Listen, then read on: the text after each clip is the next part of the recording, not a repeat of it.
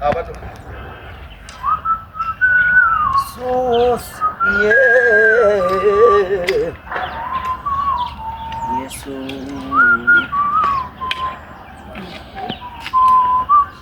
Apa yang berubah? Mana kun? Festali. Maal ko tare batara, maal ko na festali. Aduna gubenan tikko honarra. Bagaimana sih ku? Akka mootummaan festaalii dhawwe beektuuti. Ilmannaati maala noon beeku barre kaani. Aduna gubenan irra godhate. Baratta gaarra gaa mootummaan festaalii dhawweera. Namoota mataatti miti harkatti baatan yoo dabaarran. Nama baay'ee adamne har'a. Maal bannaati maaltu natti dhufe? Maal bannaati har'uma Bannaati gaa nuuni gaa bannaati keessumsiisnu obboleessa ko. Mata baabbari maal? Maqaan eenyudha?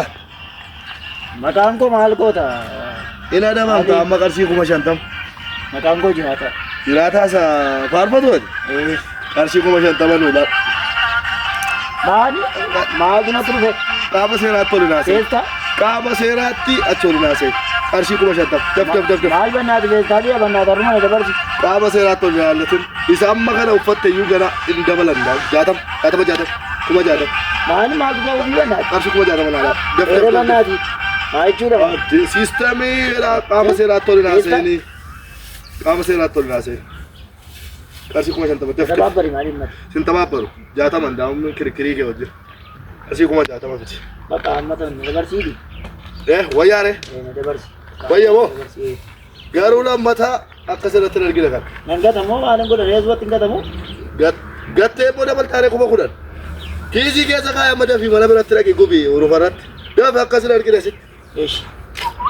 Haal miskiin akkasiitu 2-3 dhufe yaattee basuwaa. Maal bannaa? Dabla akkasirra garre. Maal aattee miskiin akkasii namichi miskiin akkasii. Miskiina rabbi. Miskiin akkasii waa Boris kaadhu kottu. Gadda banii kaadhu kottati bosa jiigaa baay'atu. Inni isina too kaadhu kottu.